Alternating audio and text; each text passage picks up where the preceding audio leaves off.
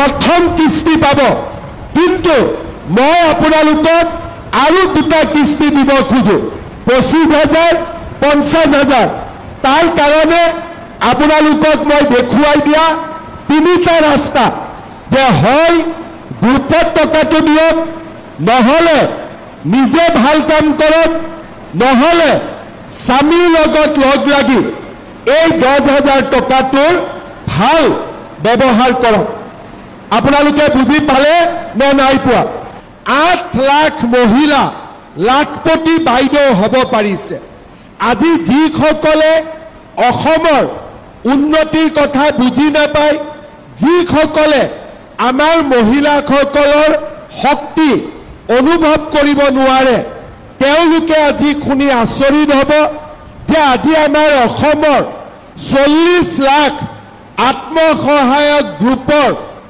8 লাখ মহিলা আজি লাখপতি বাইদেউলৈ ৰূপান্তৰ হৈছে তাৰ মানে আজি আমাৰ অসমত 8 লাখ এনে মহিলা আছে যোনে বছৰত 1 লাখ টকাৰ ওপৰত ব্যৱসায় কৰি আছে বা তেওঁলোকে বিভিন্ন ধৰণে 1 লাখ টকাৰ ওপৰত উপাৰ্জন কৰিব পাৰিছে আৰু আপোনালোকে এইটো শুনি ভাল পাব যে আমাৰ যিবিলাক গ্ৰুপে বেংকৰ পৰা লোন লৈছিলে সকলো গ্ৰুপে 99% বেংকৰ লোন উভতাই দিছে অৰ্থাৎ আজি আমাৰ মহিলাসকলে বেংকৰ লোন উভতাই দিছে আৰু লাখপতি বাইদেউলৈও নিজক ৰূপান্তৰ কৰিছে মোৰ সপোন আছিলে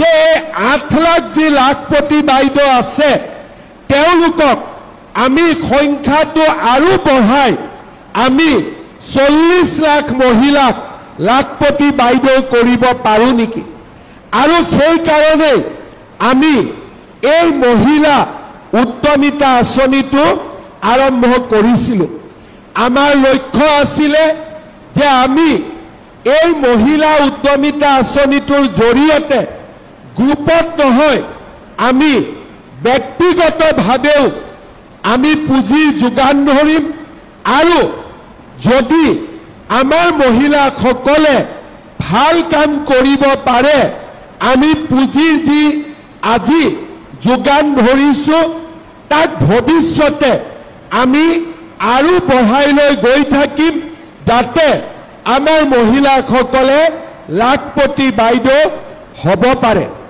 এতিয়া আজি আমি আপোনালোকক 10,000 টকাকৈ প্ৰতিগৰাকী মহিলাক আমি ইয়াতে বিতৰণ কৰিম আজি আমাৰ কিমান মহিলা আহিছে 38,000 বিশ্বনাথৰ 35,000 আৰু বিহালীৰ পৰা 3,000 38,000 35,000 মহিলা আজি আমাৰ সভাত উপস্থিত আছে আজি যেতিয়া আমি এই 35,000 মহিলাক 10,000 কৈ টকা দিম বিশ্বনাথত 35 কোটি টকা একেদিনাই বেংকৰ একাউণ্টলৈকে আহিব এতিয়া আমি এই 10,000 টকা দি কি কৰিম সকলোৱে এটা মোবাইল কিনিম হয় না নহয় মোবাইল কিনিম না নাই মোবাইল নিকিনো সঁচাকৈ কৈছে না নিকিনো বুলি সঁচাই তেতিয়াহ'লে মই আপোনালোকক কম যে এই টকাটো দি আমি কি কৰা দৰকাৰ প্ৰথম এই 10,000 টকাটো লৈ আমাৰ যেহেতু এটা গ্ৰুপ আছে আৰু গ্ৰুপত আমাৰ বেংক একাউণ্ট আছে সকলোৱে নিজৰ 10,000 টকাটো আমি যদি গ্ৰুপত জমা দিওঁ আমাৰ 1 লাখ টকা হ'ব আৰু বেংকে যদি দেখে যে আপোনালোকৰ একাউণ্টত 1 লাখ টকা আছে বেংকে আপোনালোকক 2 লাখ টকালৈকে লোন দিব প্ৰথম আমি 10,000 টকাটো লৈ আমি গ্ৰুপত জমা দিলো আৰু গ্ৰুপৰ ব্যৱসায় কৰিলো দ্বিতীয় কোনোবাই ক'ব পাৰে যে আমি গ্ৰুপত নিদিওঁ, গ্ৰুপটো বেলেগ আৰু মোৰ টকাটো বেলেগ, কোনো আপত্তি নাই, তেতিয়াহ'লে আপোনালোকে কি কৰিব লাগিব? এই 10,000 টকাটো দি আপোনালোকে হাঁহ কুকুৰা পিঠা পনা বা কি ধৰণৰ উৎপাদনমুখী কামত আপোনালোকে এই টকাটো ব্যৱহাৰ কৰিব লাগিব। 3 নম্বৰ, যে মই গ্ৰুপতো নিদিওঁ আৰু নিজেও মই একো কৰিবৰ কাৰণে ৰাস্তা বিচাৰি পোৱা নাই। 3 নম্বৰ কি হ'ব? যে মোৰ হাজবেণ্ডৰ যি ব্যৱসায় আছে সেই ব্যৱসায়ত মই এই 10,000 টকাটো বিনিয়োগ কৰিলোঁ। অৰ্থাৎ 1 নম্বৰ, এই টকাটো আমি গ্ৰুপত দিব পাৰোঁ। 2 নম্বৰ, এই টকাটো আমি নিজে ব্যৱসায় কৰিব পাৰোঁ। আৰু 3 নম্বৰ, আমি আমাৰ স্বামীৰ ব্যৱসায়তো এই টকাটো আমি বিনিয়োগ কৰিব পাৰোঁ। অৰ্থাৎ মই আপোনালোকক 1, 2, 3 তিনিটা ৰাস্তা মই আপোনালোকক দেখুৱাই দিছোঁ। এই কামখিনি হোৱাৰ পিছত আপোনালোকক আমি নিৰীক্ষণ কৰিম, আমি আপোনালোকক পৰীক্ষা কৰিম যে এই টকাটো ভালকৈ ব্যৱহাৰ হৈছে নে নাই হোৱা।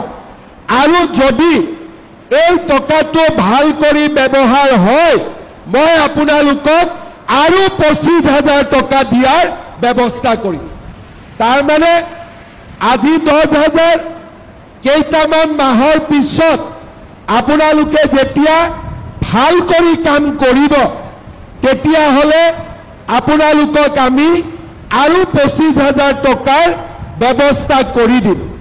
আৰু 25,000 টকাৰ যদি আৰু ভাল ব্যৱহাৰ হয়, চৰকাৰে আপোনালোকক আৰু 50,000 টকাৰ ব্যৱস্থা কৰি দিব। বিশ্বাস আছেনে নাই আপোনালোকৰ? আছেনে নাই বিশ্বাস?